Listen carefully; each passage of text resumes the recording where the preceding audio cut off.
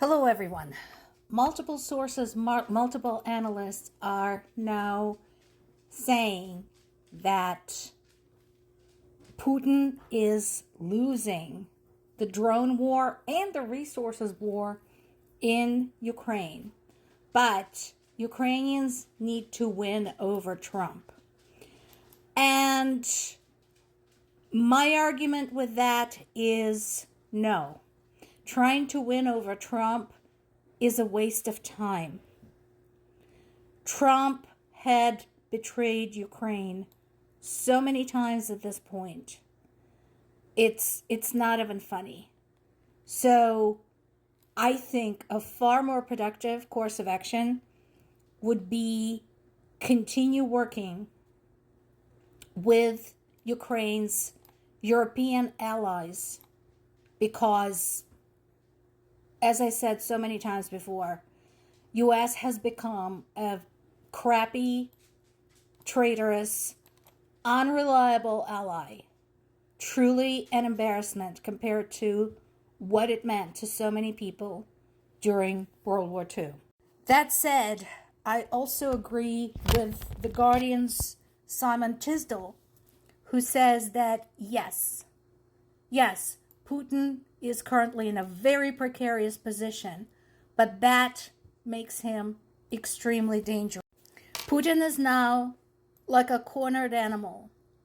And yes, it is absolutely valid and absolutely sensible to be concerned what he might pull off next, considering how viciously he has been taking out his failed ego trip on Ukrainian civilians.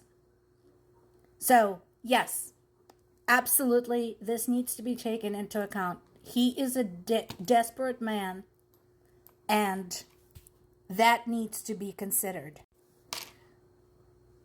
So, that said, again, I think since Putin had demonstrated that he's not interested in any type of diplomatic solution and any interaction with Ukraine or with Ukraine's allies, I think it's worth exploring whether it's possible to go over his head. Meaning, yes, for example, Russian oligarchs are awful people. But is it possible to interact with them just like, for example, recently Zelensky interacted with Roman Abramovich and basically tell them, listen, if this idiot sinks the country, you're going to sink too. You're going to sink too. Or you will have to run, as will have your families. That's what's going to happen. Is it possible to topple him this way? I don't know. I'm sure there are many highly educated and highly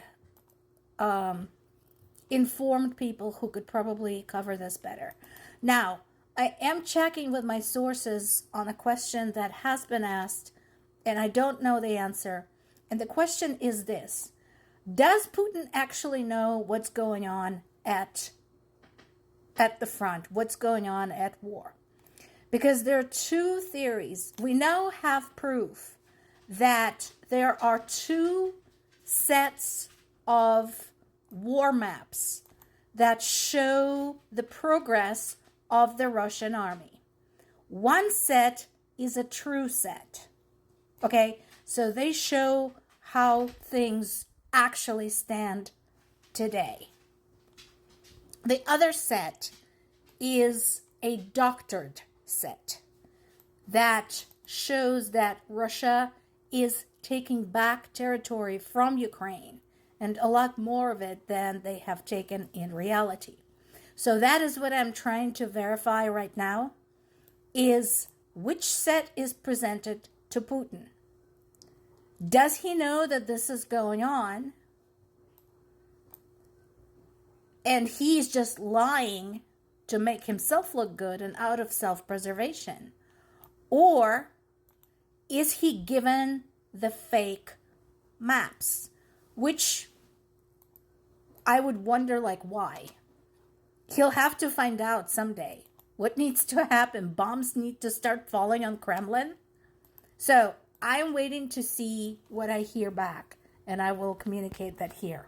Meanwhile, Ukraine continues its assault on Russia's military-industrial complex and Russia's oil industry. There's been a strike on a chemical plant in Tula region. Again, pull up a map, see where that's at.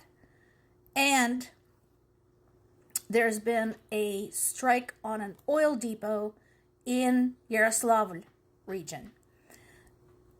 As of right now, I already mentioned that multiple regions in Russia are reporting severe gasoline shortages.